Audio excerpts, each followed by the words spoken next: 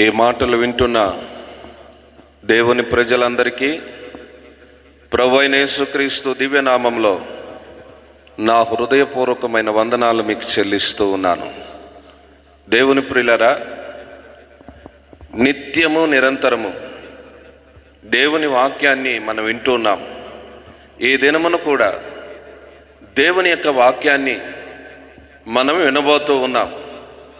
అందరూ కూడా చాలా శ్రద్ధగా దేవుని మాటలు ఆలకించండి. ఒక చిన్న ప్రార్థన చేసుకొని దైవ వాక్యములోకి మనం వెళదాం. ప్రార్థన. మహోన్నతుడు మహాగణుడు అయిన నా యేసయ్య, మీ పరిశుద్ధమైన ఘనమైన నామానికి లెక్కలేని స్తుతులు స్తోత్రాలు చెల్లిస్తూ ఉన్నాను. దేవా, ఈ దినమును కూడా మీరు మాతో మాట్లాడండి స్వామి. ఈ మాటలు వింటున్న బిడ్డలందరినీ కూడా పేరు పేరున మీరు దీవించి వారి జీవితాలు కూడా మీ యందు స్థిరపరచబడటానికి కృప చూపెట్టమని, ప్రజలను ఆశీర్వదించమని యేసు నామాన వేడుకుంటున్నాను తండ్రి. ఆమేన్. ప్రియ సహోదరి సహోదరులారా, ఈ దినమును కూడా దేవుని యొక్క మాటలు మనం వింటున్నాము.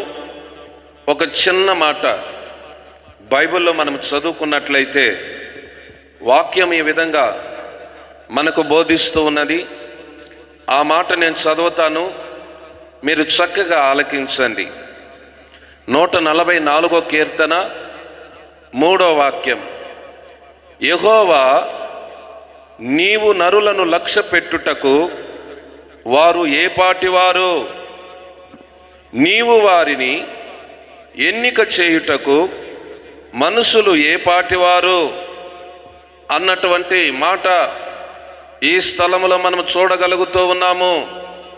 నా ప్రియమైనటువంటి దేవుని ప్రజలారా, నరులను మనుషులను సర్వశక్తి గల దేవుడు ఆయన లక్ష్య పెట్టేటువంటి దేవుడై ఉన్నాడు. లక్ష్య పెట్టడం అంటే మీ అందరికీ బాగా తెలుసు, పట్టించుకోవటం. ఈ రోజున నేను ప్రకటించే నజరేయుడైన యేసుక్రీస్తు ఆయన మనుషులను పట్టించుకునేటువంటి దేవుడు. ఈ రోజున మనం ధ్యానము నిమిత్తమై లక్ష్య పెట్టే దేవుడు. నా ప్రియులరా, భూమి మీద మానవుని యొక్క క్రియలను బట్టి ఆయన లక్ష్య పెడతాడు. ఈ విషయాన్ని మీరు గుర్తించండి, గమనించండి. పరిశుద్ధ గ్రంథంలో కొంతమంది వ్యక్తులను ఆయన లక్ష్య పెట్టినట్లుగా పరిశుద్ధ గ్రంథంలో మనం చూస్తాం. ఆ మాటలు కొన్ని విషయాలు మీకు పరిశుద్ధాత్మ సహాయముతో నేను తెలియపరుస్తూ ఉన్నాను. ఆ మాటలు చాలా జాగ్రత్తగా ఆలకించి ఆలోచన చేయండి. మొట్టమొదటగా దేవుని వాక్యంలో కానీ మనం చూస్తే, మరి ఆనాడు యాకోబు సంతతి ఎక్కడికి వెళ్ళారు అంటే ఐగుప్తు దేశానికి వెళ్ళారు. ఐగుప్తు దేశానికి వెళ్ళినప్పుడు ఆ రోజుల్లో ఉన్నటువంటి రాజు చాలా మంచివాడు. ఆ మంచి వ్యక్తి వారికి ఏ హాని చేయలేదు. అయితే మరి ఆ యొక్క యాకోబు సంతతి ఇశ్రాయేలీలు అని పిలువబడుతూ ఉన్నారు. వాళ్ళు నానాటికి అభివృద్ధి చెందుతూ విస్తరిస్తూ ఉన్నారు. అయితే ఆ తర్వాత వచ్చినటువంటి రాజు ఏం చేశాడు అంటే, వారు విస్తరిస్తూ మన దేశాన్ని ఎక్కడో స్వతంత్రించుకుంటారేమోనని భయపడి వారిని బానిసలుగా చేసుకున్నాడు. వారి దగ్గర వెట్టి సాకిరీలు చేపించాడు. నా ప్రియులారా, వారు పెడుతున్నటువంటి ఎన్నో విధాలైనటువంటి బాధలు భరిస్తూ ఉన్నారు ఇశ్రాయేలీలు. ఆ బాధలు భరిస్తూ దేవునికి ప్రార్థించారు, దేవునికి మొరపెట్టారు, దేవునికి విలపించారు. ఎప్పుడైతే దేవునికి ప్రార్థించాడో మరి దేవుడు కూడా వారి మొర ఆలకించాడు. ముందుగానే అబ్రహాముకు చేసినటువంటి వాగ్దానము, మరి ఇస్సాకుకు యాకోబుకు చేసినటువంటి వాగ్దానాన్ని బట్టి వారి మొర ఆలకించి వారిని లక్ష్య పెట్టెనని వాక్యములో మనం చూస్తాం. అది నిర్గమకాండము 2వ అధ్యాయము 25వ వచనములో ఈ మాట మనకు కనిపిస్తుంది. ఆ మాట కూడా నేను చదువుతాను, మీరు చక్కగా ఆలకించండి. దేవుడు ఇశ్రాయేలీయులను చూసెను, దేవుడు వారి యందు లక్ష్యముంచెను అన్నటువంటి మాట ఆ స్థలంలో మనము చూడగలుగుతూ ఉన్నాము. నా ప్రియులరా, వారి ప్రార్థన ఆలకించాడు, వారిని లక్ష్య పెట్టాడు అన్నటువంటి మాటలు మనం చూస్తాం. ఈ మాటలు ఎక్కడెక్కడ వింటున్నారో దేవుని ప్రజల జీవితాలలో ఎన్నో శ్రమలు వస్తూ ఉంటాయి, ఎన్నో శోధనలు వస్తూ ఉంటాయి. వచ్చినటువంటి శ్రమలను బట్టి మనుషులకు చెప్పుకుంటాము, అధికారులకు చెప్పుకుంటాము, ఎదురింటోళ్ళకి చెప్పుకుంటాము, పక్కింటోళ్ళకి చెప్పుకుంటాము, స్నేహితులకు చెప్పుకుంటాం. అయితే మన సమస్యలు ఎవరికి చెప్పుకోవాలి అంటే సర్వశక్తిమంతుడైనటువంటి దేవునికి చెప్తే నీ యొక్క విషయంలో ఆయన లక్ష్యం ఉంచేటువంటి దేవుడై ఉన్నాడు. నీ విషయాలన్నిటిలో కూడా ఆయన లక్ష్యం ఉంచగలుగుతాడని ఆత్మదేవుడు మీతో మాట్లాడుతూ ఉన్నాడు. నీవు దేవునికి మొరపెడుతున్నావా? దేవునికి ప్రార్థిస్తున్నావా? దేవునికి విలపిస్తున్నావా? దేవునిని ఆశ్రయిస్తున్నావా? ఒక్కసారి ఆలోచన చేయాలి. ఈ రోజుల్లో చాలామంది వచ్చేటువంటి సమస్యలను బట్టి వాళ్ళకు వీళ్ళకు చెప్పుకోవటం నేర్చుకున్నారు, కానీ దేవునికి చెప్పటం నేర్చుకోలేకపోతున్నారు, దేవునికి ప్రార్థించటము నేర్చుకోలేకపోతున్నారు. అందుకొరకే వారి సమస్యలు ఆ విధంగానే ఉండిపోతూ ఉన్నాయి. నా ప్రియులారా, నిన్ను లక్ష్య పెట్టేటువంటి దేవుడు ఉన్నాడని నీవు మర్చిపోవద్దు. పరిశుద్ధాత్మ దేవుడు ఈ మాటలు మాట్లాడుతూ ఉన్నాడు. మరొక మాట కూడా బైబిల్లో మనం చూస్తే వాక్య లేఖనము ఈ విధంగా మనకు తెలియపరుస్తూ ఉన్నది. అది 138వ కీర్తన 6వ వచనములో చదివినట్లయితే, యెహోవా మహోన్నతుడైనను ఆయన దీనులను లక్ష్యపెట్టును. దేవుడు మహోన్నతుడు, ఆయన మహాగణుడు, ఆయన మహోన్నతుడైనను కూడా ఈ భూమి మీద ఎవరిని లక్ష్య పెడతాడు అంటే దీనులను లక్ష్య పెట్టేటువంటి దేవుడై ఉన్నాడు అని పరిశుద్ధ గ్రంథంలో మనం చూస్తూ ఉన్నాం. నా ప్రియులారా, దీనులు అనగా తను తాను తగ్గించుకునేటువంటి వాళ్ళు, దీనులు అనగా తను తాను తగ్గించుకొని ఎంతగానో దేవుని ఎదుట వణికేటువంటి వాళ్ళను దీనులు అని చెప్పవచ్చు. ఆనాడు దావీదు కూడా తన జీవిత వ్యవస్థలో ఎంతగానో దేవుని ఎదుట దీనుడైపోయాడు, దేవుని ఎదుట తను తాను తగ్గించుకున్నాడు, దావీదును లక్ష్య పెట్టాడు. పరిశుద్ధ గ్రంథంలో చూస్తే నా ప్రియులారా, సుంకరి దేవాలయానికి వెళ్ళి దూరంగా నిలబడి దేవుని ఎదుట తను తాను ఎంతగానో తగ్గించుకొని తాను ఎంతగానో దీనత్వంతో దేవునికి మొరపెట్టినప్పుడు సుంకరిని దేవుడు లక్ష్య పెట్టాడు. పరిశుద్ధ గ్రంథంలో చూస్తే శిలువలో ఉన్నటువంటి దొంగ ప్రభు ఎదుట ఎంతగానో దీనుడై తను తాను తగ్గించుకున్నాడు. ఈ రోజున ఈ మాటలు మీరు వింటున్నారు. నిన్ను నువ్వు దేవుని ఎదుట తగ్గించుకొని ఆయనకు భయపడి ఆయన ఎదుట దీనత్వముతో వణికినట్లయితే నిన్ను కూడా ఆయన లక్ష్య పెట్టేటువంటి దేవుడై ఉన్నాడు. ఈ రోజుల్లో మనిషికి లేనిది ఏది అంటే దీనత్వం లేదు ప్రియులారా. మనిషికి లేనిది ఏమిటి అంటే దీనత్వం కనిపించటం లేదు. ఏ మాటలు వింటూ ఉండగా నిన్ను నువ్వు తగ్గించుకొని నీవు దీనుడైతే నిన్ను కూడా నా దేవుడు లక్ష్య పెట్టగలుగుతాడు. వాక్యం ఈ రీతిగా మనకు సెలవిస్తూ ఉన్నది. పరిశుద్ధ గ్రంథం ఆ విధంగా బోధిస్తూ ఉన్నది. ఇది మరొక సత్యము.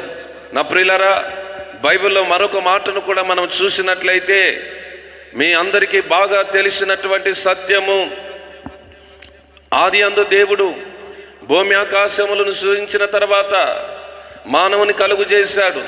మానవుడు పాపం చేసినప్పుడు మానవుని ఇంకక్కడి నుంచి తరిమేశాడు. అయితే ఇప్పుడు ఆ మానవుని పేరు ఏమిటంటే ఆదాము, ఆ స్త్రీ పేరు ఏమిటి అంటే హవ్వ. అయితే వాళ్ళిద్దరూ కూడినప్పుడు వారికి ఒక కుమారుడు కలిగాడు. ఆయన పేరు ఏమిటి అంటే కయ్యూను. ఆ తర్వాత కొంతకాలం తర్వాత మరొక సంతతి కలిగింది. ఆయన పేరేమిటి అంటే హేబేలు అని దేవుని వాక్యంలో చూస్తాం. అయితే కయ్యూను పెరిగి పెద్దవాడయ్యాడు, ఆయన సేద్యము చేసేవాడయ్యాడు. హేబేలు కూడా పెరిగి పెద్దవాడయ్యాడు, ఆయన గొర్రెల మందలను కాస్తూ ఉన్నాడు. ఒక రోజున అన్నకు ఆలోచన వచ్చింది, తమ్మునికి ఆలోచన వచ్చింది. అన్న తాను సేద్యం చేసినటువంటి మరి ఆ పొలంలో కొంత తెచ్చి దేవునికి అర్పణగా అర్పించాడు. అయితే హేబేలు కూడా తన మందలో ఉన్నటువంటి వాటిని, బలిసిన వాటిని, కొవ్వుతో ఉన్నటువంటి వాటిని, ఒక ప్రత్యేకంగా ఉన్నటువంటి వాటిని తెచ్చి దేవునికి అర్పణగా అర్పించాడు. బైబిల్ ఏం చెప్తుందో తెలుసా? అదే ఆదికాండము 4వ అధ్యాయము 4వ వచనాన్ని చదివినట్లయితే హేబేలు కూడా తన మందలో తొలుసూలున పుట్టిన వాటిలో క్రొవ్విన వాటిని కొన్ని తెచ్చెను. యెహోవా హేబేలును అతని అర్పణను లక్ష్య పెట్టెను. అయితే కయ్యూను అర్పణ దేవుడు లక్ష్య పెట్టలేదు. ఇక్కడ తమ్ముని అర్పణ లక్ష్య పెట్టాడు, అన్న అర్పణ లక్ష్య పెట్టలేదు దేవుడు. కారణం ఏమిటి అంటే అన్న హృదయపూర్వకంగా దేవునికి అర్పణ అర్పించలేదు, మనసారా దేవునికి ఇవ్వలేదు. హృదయపూర్వకంగా ఎప్పుడైతే ఇవ్వలేదో అన్న అర్పణ దేవుడు అంగీకరించలేదు, ఆ అర్పణను లక్ష్య పెట్టలేదు. అయితే తమ్ముడైనటువంటి హేబేలు యొక్క అర్పణ అంగీకరించాడు అంటే ఆయన మందలోకి వెళ్ళాడు, తొలిసూలు వాటిని, కొవ్విన వాటిని, ప్రత్యేకంగా ఉన్నటువంటి వాటిని హృదయపూర్వకంగా నిండు మనసుతో దేవునికి అర్పణ ఇచ్చాడు. ఆయన అర్పణను లక్ష్య పెట్టినట్లుగా పరిశుద్ధ గ్రంథంలో మనం చూడగలుగుతూ ఉన్నాము. ఈ రోజున చాలామంది దేవునికి ఇచ్చే విషయంలో, హృదయపూర్వకంగా ఇచ్చే విషయంలో ఎంతోమంది తప్పిపోయారు. హృదయపూర్వకంగా నువ్వు ఇస్తే నీ అర్పణ దేవుడు లక్ష్య పెడతాడు, నిన్ను లక్ష్య పెడతాడు, నీ సమస్తాన్ని కూడా ఆయన లక్ష్య పెట్టేటువంటి దేవుడు. హృదయంలో సనుక్కోనో, హృదయంలో గొనుక్కోనో, మనస్ఫూర్తిగా కాకుండా, హృదయపూర్వకంగా కాకుండా నీ ఎంతగానో కష్టముతో నువ్వు ఇస్తే నీ అర్పణ దేవుడు అంగీకరించేటువంటి వాడు కాడు. ఈ విషయాన్ని నువ్వు గుర్తెరుగు, గమనించు. బైబిల్లో మరొక మాట చదివి ఈ ప్రసంగాన్ని మనం ముగించుకుందాము. అది పరిశుద్ధ గ్రంథములో 51వ కీర్తన 17వ వాక్యములో మనం చదివినట్లయితే, విరిగిన మనసే దేవునికి ఇష్టమైన బలులు, దేవా విరిగి నలిగిన హృదయమును నీవు అలక్ష్యము చేయవు అన్నటువంటి మాట అక్కడ కనిపిస్తుంది. విరిగి నలిగినటువంటి మనస్సు ఎవరికైతే ఉంటుందో ఆ మనస్సును దేవుడు ఆలక్ష్యము చేయడు, కానీ ఏం చేస్తాడు అంటే లక్ష్యము చేస్తాడు. ఆ మనసును దేవుడు లక్ష్య పెడతాడు. దేవుని యొక్క వాక్యము ఈ విధంగా మనకు సెలవిస్తూ ఉన్నది. బైబిల్ గ్రంథంలో చూస్తే ఒక పాపాత్మురాలైనటువంటి స్త్రీ వచ్చింది. ప్రభు పాదాల దగ్గర నిలబడి ఆ పాదాలను కన్నీటితో తడిపి, ఆ పాదాలను తల వెంట్రుకలతో తొడిసి, ఆ పాదాలను ముద్దు పెట్టుకొని ఆ పాదాలపైన అత్తర పోసింది. ఆమె మనసును ప్రభు చూస్తూ ఉన్నాడు. ఆమె పాపాత్మురాలైనా సరే ఆ మనసు విరిగిపోతుంది, ఆ మనసు నలిగిపోతుంది. అలాంటి స్త్రీని ఆయన ఏం చేశాడో తెలుసా? లక్ష్య పెట్టి, అమ్మా నీ పాపాలు క్షమించబడి ఉన్నాయి, నువ్వు సమాధానంగా వెళ్ళు అని చెప్పాడు. నా ప్రియులారా, ఈ మాటలు మీరు వింటూ ఉన్నారు.